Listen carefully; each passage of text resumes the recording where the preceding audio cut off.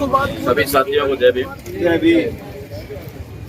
साथियों, जैसा कि ये बातें को रिपीट करने से कुछ होती नहीं है, सारी बातें आप लोग अच्छी तरह जानते हो और आप यहाँ पहुँचे हो, तो इसका मतलब है कि इन सारी चीज़ों से आप वाकिफ हैं। बताना सिर्फ ये है कि अभी जो अंदर बात हुई उसमें आप नहीं थे, हम लोग 10-12 लोग थे, सभी लोग नहीं थे, तो वो बात बतानी थी। तो अभी जो बात हुई तो हम सभी लोगों ने मिलकर के जो अपनी अपने तरफ से बात रखी, तो बात यही रखी थी कि भाई 1 महीना और 5 दिन होने के बावजूद भी इस मामले को गंभीरता से क्यों नहीं लिया गया। अगर कहीं छोटा मोटा कोई मामला बनता है उसको भी अधिकारी, मैंने उस दिन एसपी साहब के मुंह पर कहा था कि जहां पर देवर भुजाई का मामला हुआ था वो सुधारों का, ठीक है ना, वो लाश पड़ी थी, आप तुरंत ही वहां पहुंच गए। और इस कितनौरिया मामले में गए क्या? तो मैं नहीं गया, आपने वहां जाना ही नहीं, वहां कोई आदमी नहीं था, वहां इंसान ही नहीं था, ठीक है। जहाँ इंसान समझा था वहां चले गए। तो कुछ बातें हैं कड़वी जो कहनी पड़ती, चाहे उधर कहो चाहे इधर कहो, कहनी पड़ती, ठीक है। 1 महीने तक कोई कार्रवाई नहीं हुई, ये बात जब हमने कही तो उन्होंने स्वीकार की, बिल्कुल स्वीकार की। यहाँ तक गोकुल जी, आप लोग, पद्माराम जी सभी थे, उन्होंने यहाँ तक कहा कि वो इन्वेस्टिगेशन ऑफिसर जो है वो लड़की है, नई है। तो नई लड़की है तो आपको ठीक है कि उसको जांच देने से पहले आपको उसकी क्या बोलते हैं, ऑब्जर्वर के तौर पे निगरानी रखनी चाहिए कि वो कर क्या रही है। नहीं भी थी तो भी हमने आपको 3-3, 4-4 बार आकर के आंखें खुलवाई, उसके बावजूद भी आपने उसको गंभीरता से नहीं लिया। हमें कोई धरने लगाने का शौक नहीं है, हम कोई बेकार और निकम्मे लोग नहीं है। सबका पेट, जो बैठे हुए लोग हैं ना, जब कमाता है तब उसके घर का परिवार का चूल्हा चलता है। ऐसे यहाँ बैठने का शौक नहीं किसी को कि मजे मारने के लिए आ गए यहाँ पर है। और इस तपती धूल में ऐसी जगह पर बैठना ये कोई शौक नहीं होता है। ये सारी बातें उनको बताई भी गई, उनको एहसास भी हुआ।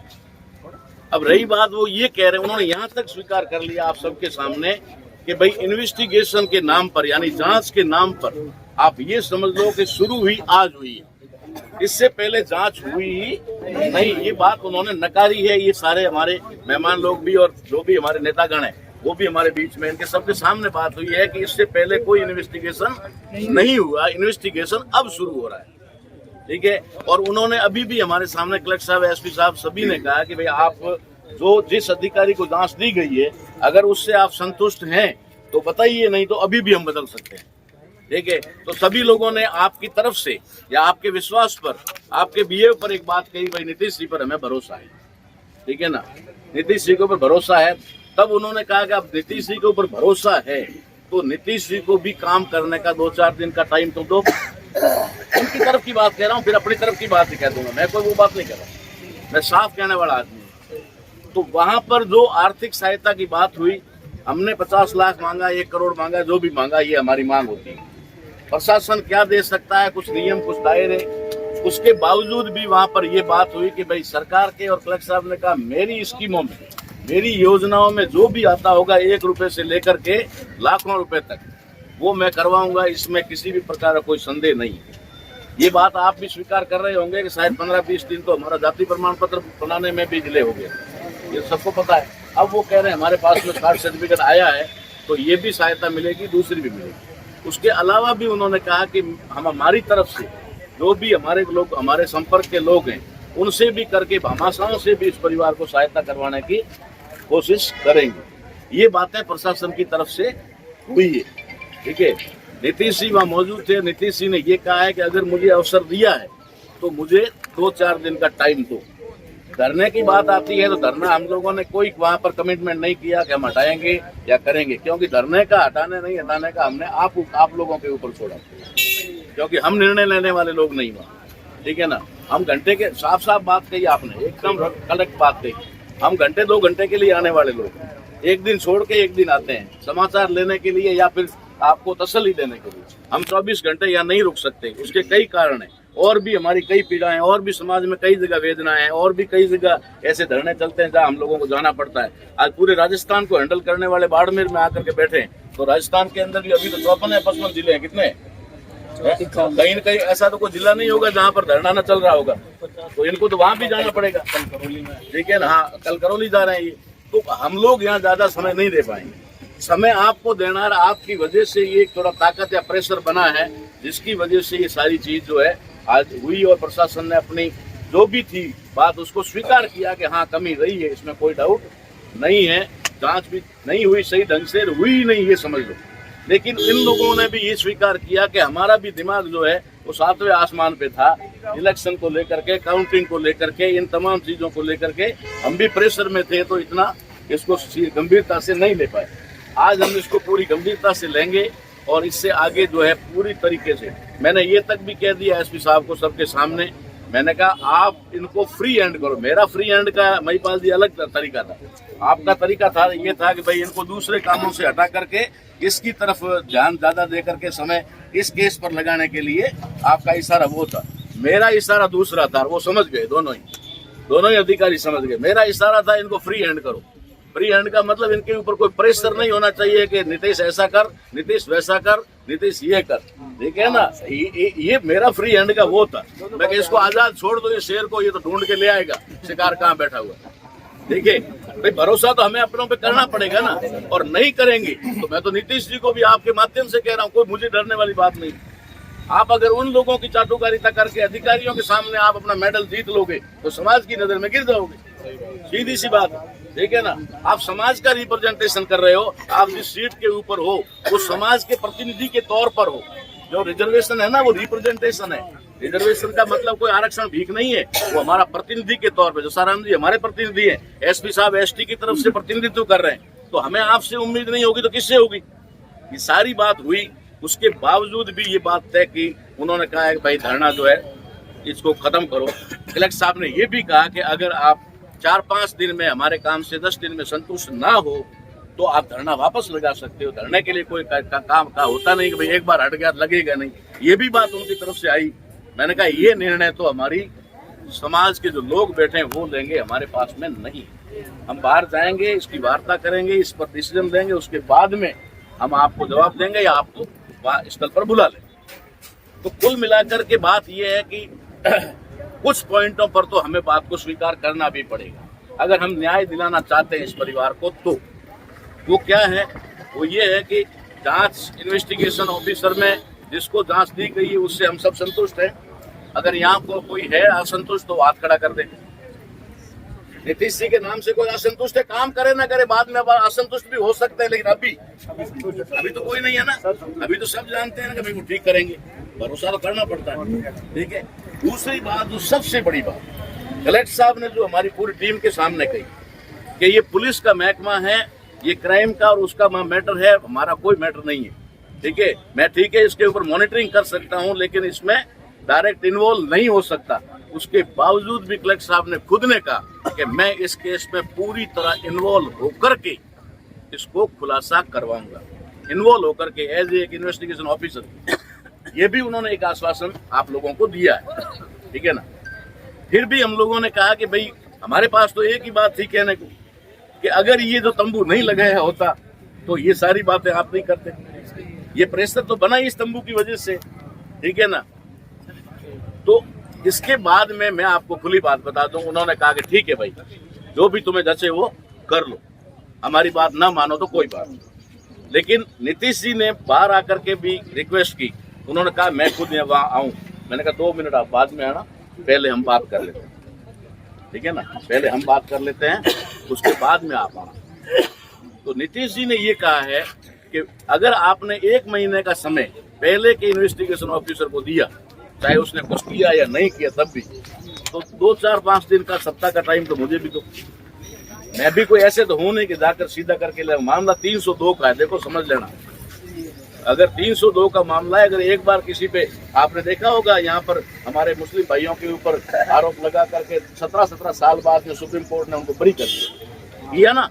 17 साल जेल में सड़ने के बाद बरी हुआ, अब वो आकर क्या तीर मारेगा। तो कई बार ऐसा भी होता है, तो उस बारे में अधिकारियों को कुछ थोड़ा बहुत तो सोचना पड़ता है उस तक पहुंचने के लिए। तो ये सारी बातें जो उनकी तरफ से थी मैंने आपके सामने रख दी है। अब आप लोगों को डिसीजन लेना है, निर्णय लेना है। न्याय की बात है तो न्याय के लिए तो चाहे 1 साल नहीं 10 साल 5 साल भी लड़ना पड़ेगा तो हम लड़ेंगे। कार्तिक भील को न्याय नहीं मिला, हम आज भी लड़ रहे हैं। ये सारी टीम वहां पर भी थी, हम भी सब थे। ठीक है ना, उसके लिए आज भी लड़ रहे हैं, आज भी वो परिवार धरने पर बैठा हुआ है। तो ये सारी चीजें हैं, ऐसा भी नहीं है कि हम इस परिवार को अकेला छोड़ देंगे, वो कर देंगे, ये नहीं है। लेकिन निर्णय हम लोगों को लेना है। देखो, दो बातें होती है जो साफ, अब आपका इशारा हो जाएगा ताराराम धरना उठवाने के पक्ष में, ठीक है, और ये दिमाग में कभी लाना मत। अगर आप कह देंगे तो मैं सारे काम छोड़ करके आपके साथ में 24 घंटे बैठने को भी तैयार, मुझे कोई उसमें नहीं। बात सिर्फ इतनी है कि अगर वो आज हमारा जो इन्वेस्टिगेशन ऑफिसर है और जो हमारे समाज का है, वो अगर अंडर प्रेशर रहता है तो वो इन्वेस्टिगेशन सही तरीके से नहीं कर पाएगा। थोड़ा उसको फ्री हैंड अपनों को रखना पड़ेगा। ये मेरा एक सुझाव, इसको आप ये मत समझ लेना कि भाई ताराराम जी को मामला डाइवर्ट करने की कोशिश करें, नहीं, मैं नहीं कर रहा, ठीक है ना। मैं ना धरना उठाने की बात कर रहा, ना कोई वो बात कर रहा। जो बात उनकी तरफ से है या जो सच्चाई है वो आपके बीच में मैंने रखी है। उस परिवार के साथ में तीसरे दिन से ही हम जुड़े हुए हैं।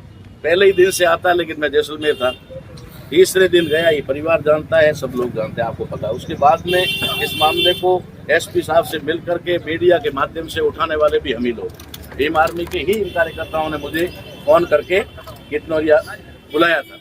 उसके बाद लगातार हम लोग मिल करके ही काम कर रहे हैं। तो ये बैनर ऐसा मत समझ लेना कि ये कोई भीम आर्मी का या भारत मिशन का कोई बैनर है। ये हमारे समाज का बैनर है, ये हमारा बैनर है। ये लोग हमारे समाज के लिए लड़ रहे हैं, हम इनको सपोर्ट करेंगे। हमारी कमजोरी क्या है कि हम लोगों ने अपने समाज में अलग अलग संगठन बना रखे हैं।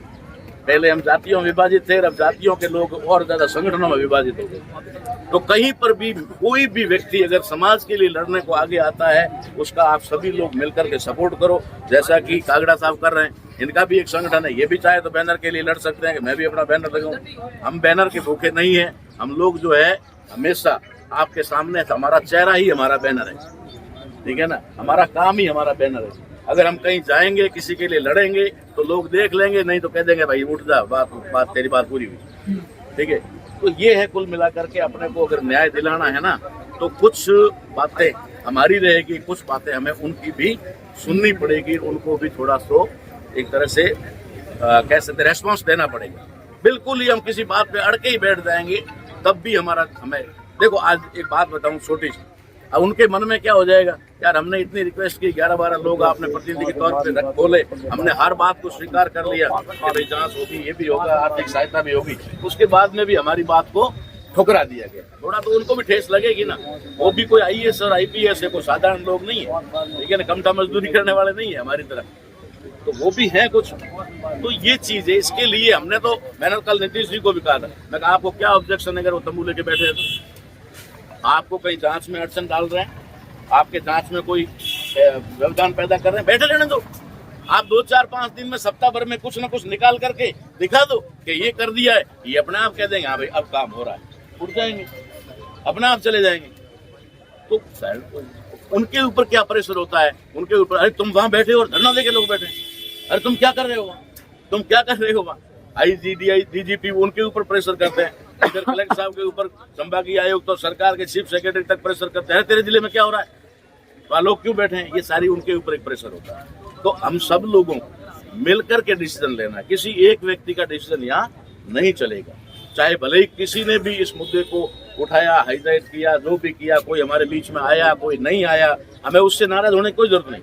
जो आए हैं ना, वो सच्चे दिल से लड़ो, वो सच्चे दिल से इनके साथ खड़े रहो, इस परिवार को न्याय दिलाने के लिए। मैं लगातार देख रहा हूँ सरपंच साहब वगैरह, ये जो है ना, आज इतनी मेहनत करके हमारे अपने साथ में खड़े हैं, ठीक है।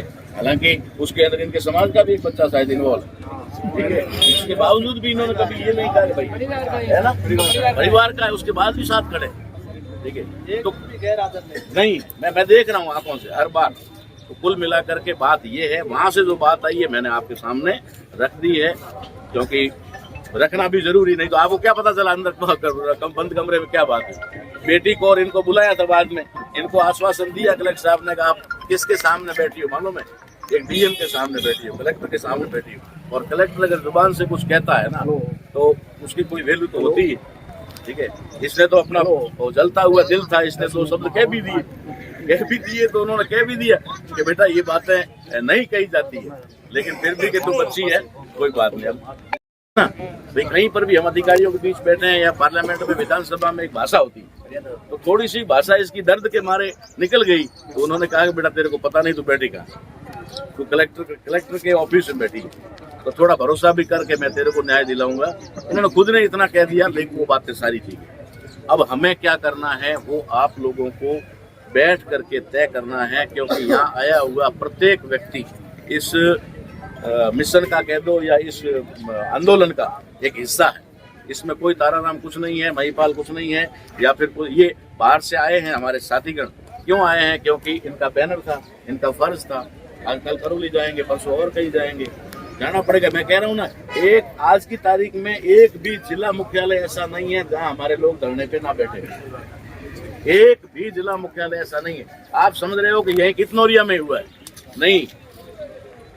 तो ये बात है सारी, आप लोग बैठ करके ठंडे दिमाग से सोच करके निर्णय लीजिए। हम भी उनसे रिक्वेस्ट करेंगे कि भाई अगर मान लो समाज ने जिद कर ली, परिवार ने जिद कर ली है, तो 4 दिन बैठे हैं तो बैठने दो, आप लोग अपना काम करो। और अगर आप अपनी तरफ से ये सोच लेते हैं सब कि चलो पहले भी 1 महीने का भरोसा किया, तो 1 सप्ताह का टाइम दे करके अपने अधिकारी को भी, अपना ही है ना, दूसरा तो नहीं है, चलो उनके ऊपर भी एक बार भरोसा करके रियल में इन सबके सामने एसपी साहब ने स्वीकार किया कि बिल्कुल ढिलाई हुई। मैंने भी इसको इतना गंभीरता से नहीं लिया, मुझे भी एक तरह से मिसगाइड किया गया कि ये तो आकाशीय बिजली से हो गया, मैंने भी मान लिया। लेकिन अब आप इतने लोग कह रहे हो तो मुझे भी सुनना पड़ रहा है। तो ये सारी बात है, अब आप लोगों को फैसला लेना है आगे क्या करना है।